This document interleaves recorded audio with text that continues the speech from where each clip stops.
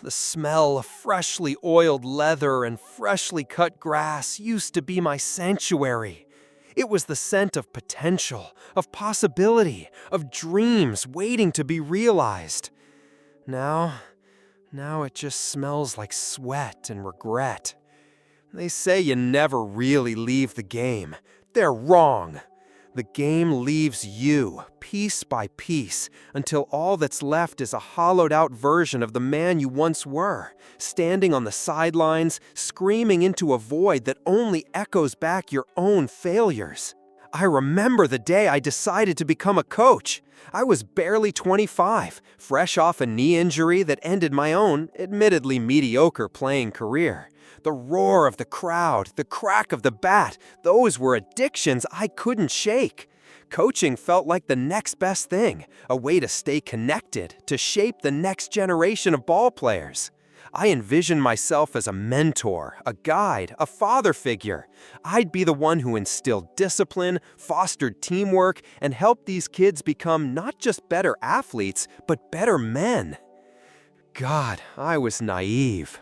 The first few years were exhilarating. The long hours, the endless practices, the constant travel, I ate it all up. I lived and breathed baseball. I poured my heart and soul into those kids.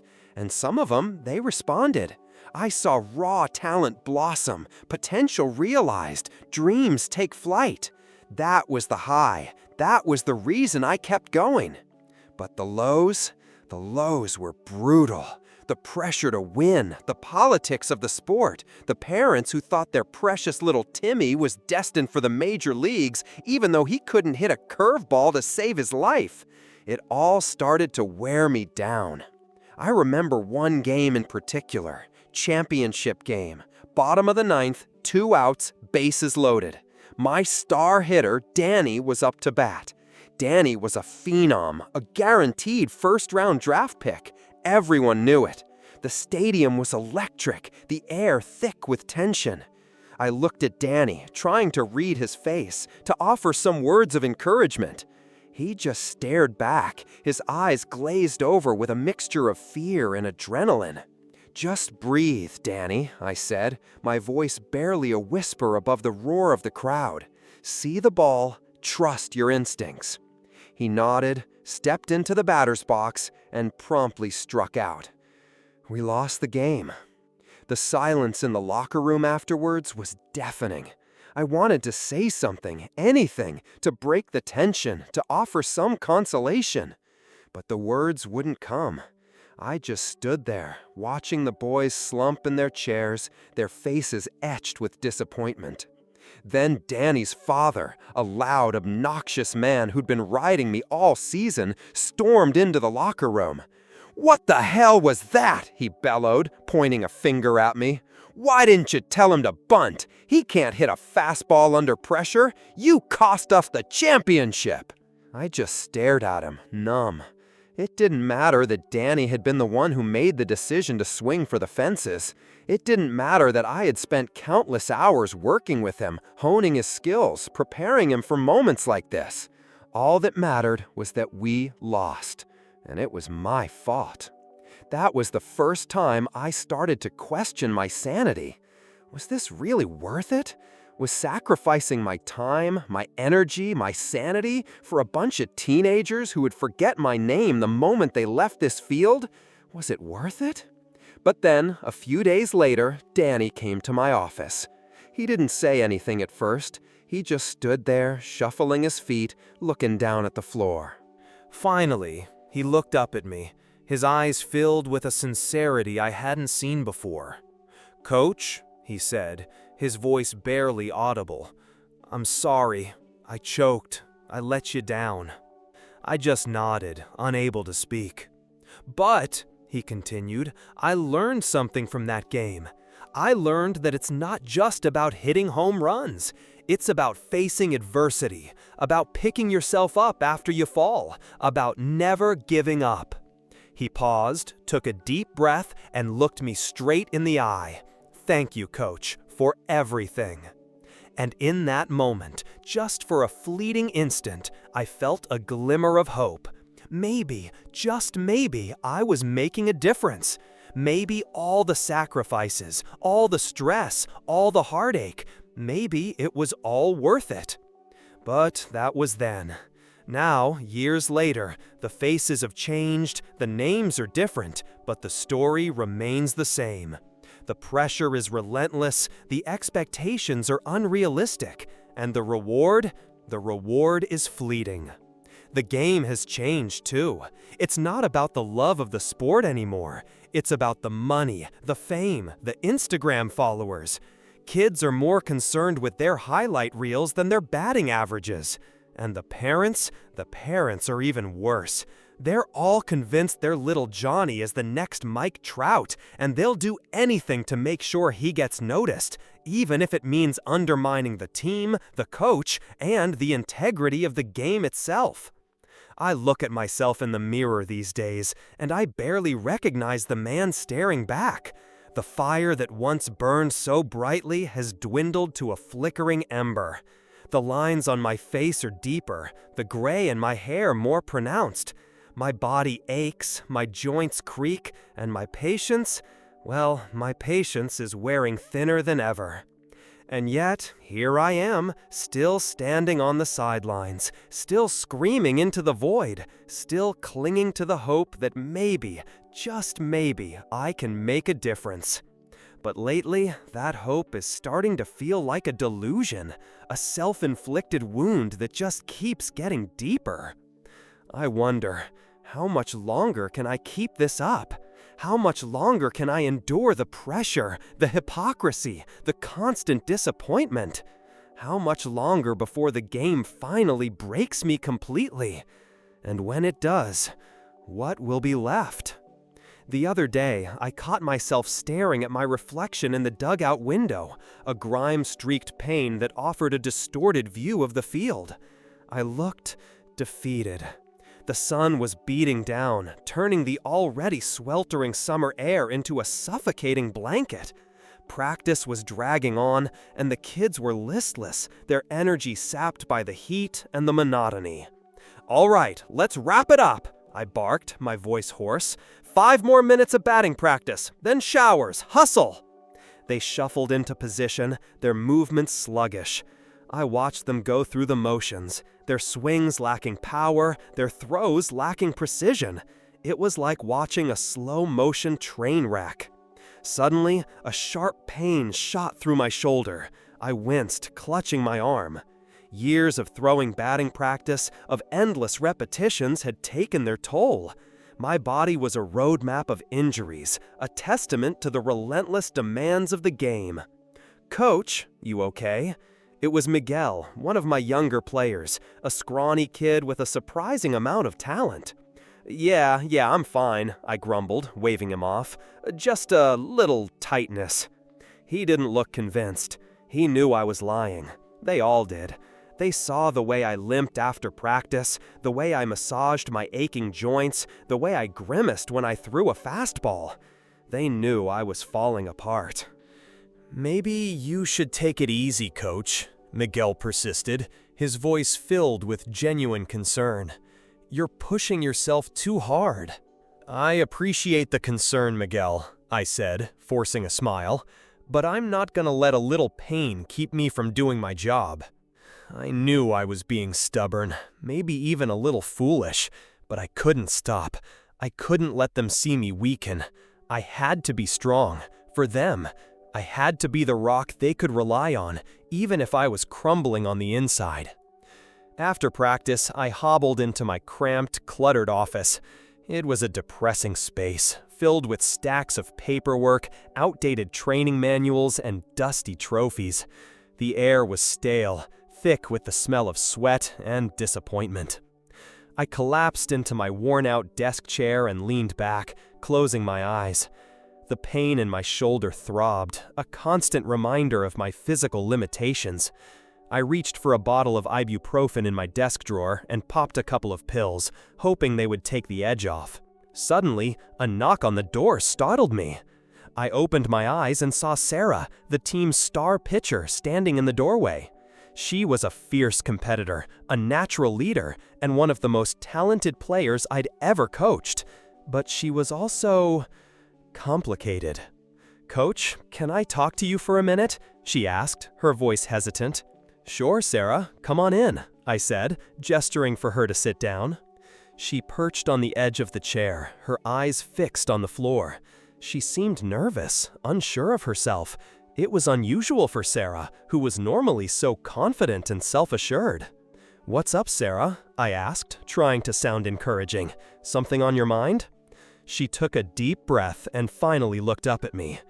It's about my dad," she said, her voice trembling slightly. I knew Sarah's dad. He was a loud, overbearing man who lived vicariously through his daughter's accomplishments.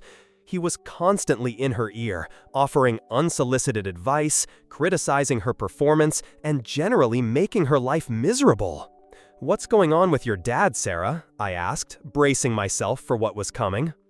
He's been putting a lot of pressure on me lately," she said, her voice cracking. "He wants me to get a scholarship to a top-tier university, and he's convinced that I need to be throwing harder, faster, more consistently."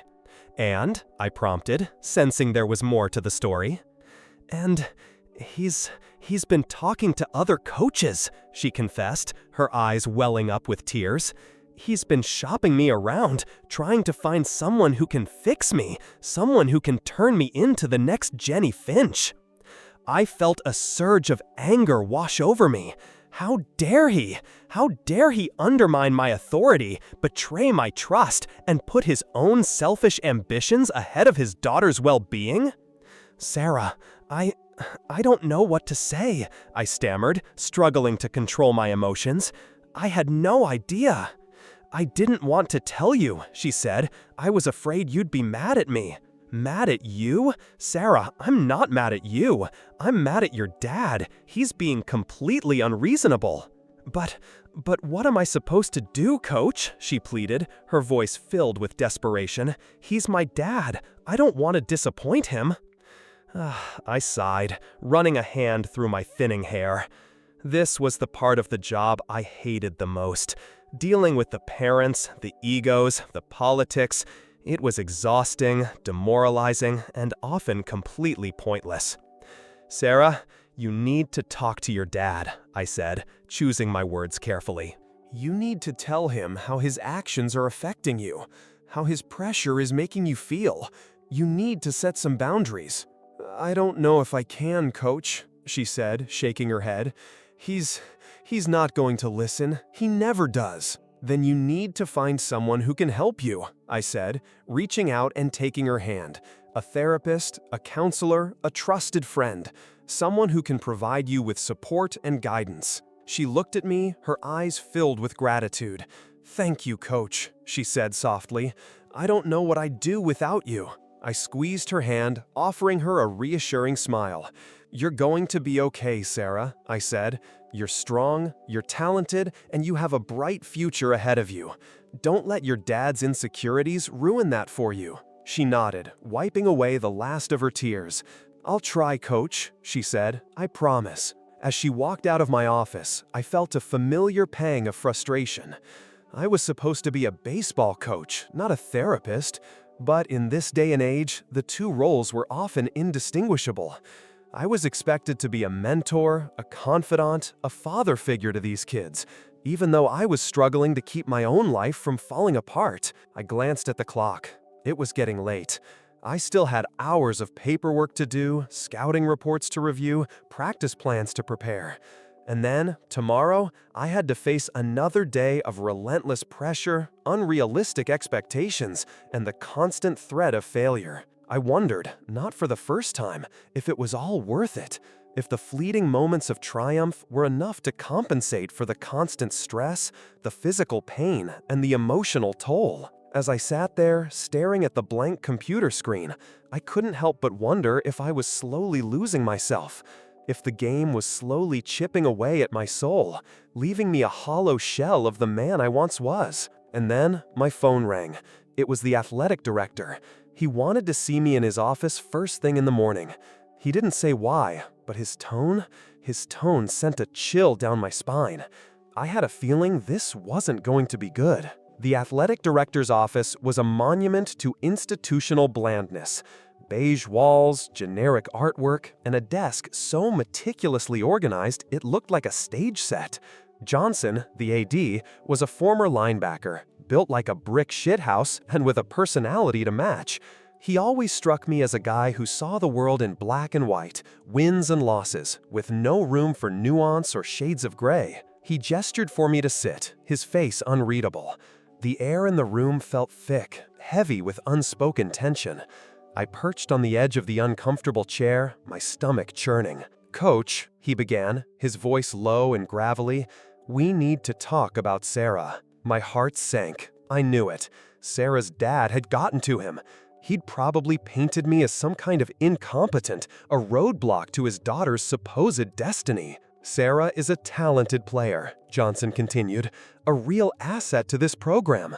And we want to make sure she has every opportunity to succeed." "Of course," I replied, trying to keep my voice steady.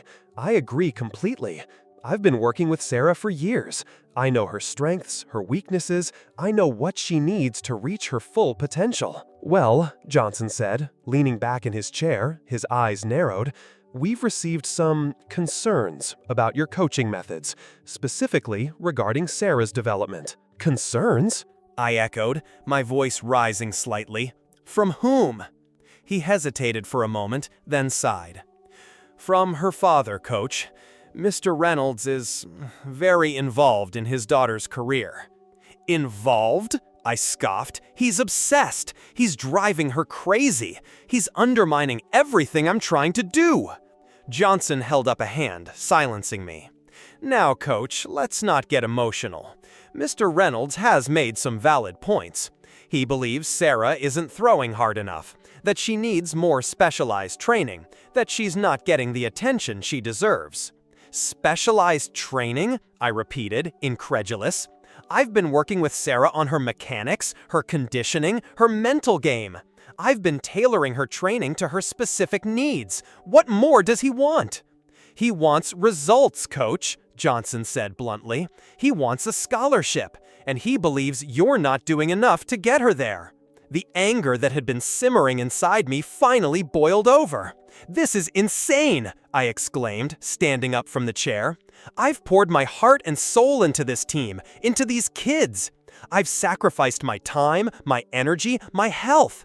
And now you're telling me that I'm not good enough because one overbearing parent is unhappy?"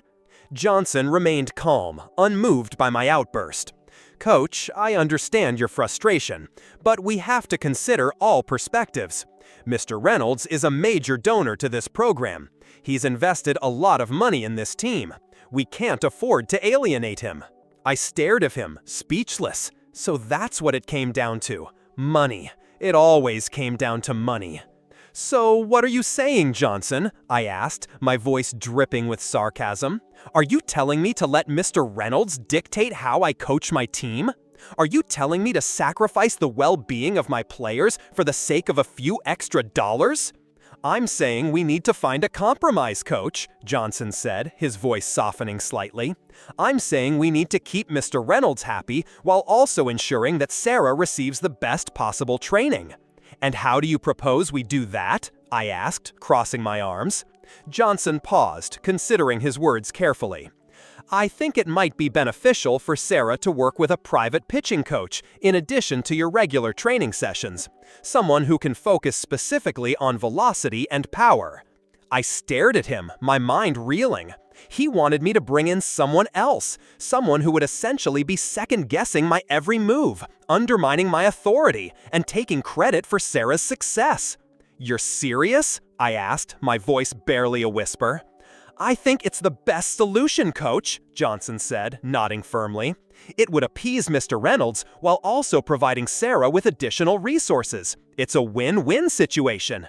"A win-win situation?" I repeated, shaking my head in disbelief. "This is a disaster. This is going to destroy the team dynamic. This is going to send the message that my coaching isn't good enough. This is going to ruin everything." "Coach, I understand your concerns," Johnson said, "but this is my decision, and I expect you to respect it." I looked at him, my eyes filled with anger and resentment. I wanted to scream, to yell, to tell him exactly what I thought of his so-called solution. But I knew it was pointless. He had already made up his mind. "Fine," I said, my voice flat and emotionless. "I'll do it. I'll bring in a private pitching coach for Sarah." "But I'm telling you, Johnson, this is a mistake. This is going to backfire. And when it does, I don't want to hear a word from you." I turned and walked out of his office, slamming the door behind me. I felt like I had just been punched in the gut. The air outside felt even heavier, more suffocating than before. I walked aimlessly across the parking lot, my mind racing. Who was I going to find? How was I going to explain this to Sarah? How was I going to maintain control of my team when I was being undermined at every turn? As I reached my car, my phone buzzed in my pocket. It was a text message from Sarah. "Coach, can we talk? Something happened with my dad." I sighed. It never ended, did it? The pressure, the drama, the constant uphill battle. I unlocked my car, slumped into the driver's seat, and closed my eyes. I needed a drink, a strong one. But before I could even start the engine, another text message arrived. This one was from an unknown number. "I hear you're looking for a pitching coach. I'm your guy." The message was followed by a picture of me taken from a distance sitting in my car. A wave of paranoia washed over me. Who was this? How did they know about Sarah? How did they get my number? I started the car, my hands trembling. I needed to get out of here. I needed to find Sarah. I needed to figure out what the hell was going on. But as I pulled out of the parking lot, I couldn't shake the feeling that I was being watched, that someone was playing a game with me, a dangerous game, and I had no idea what the rules were.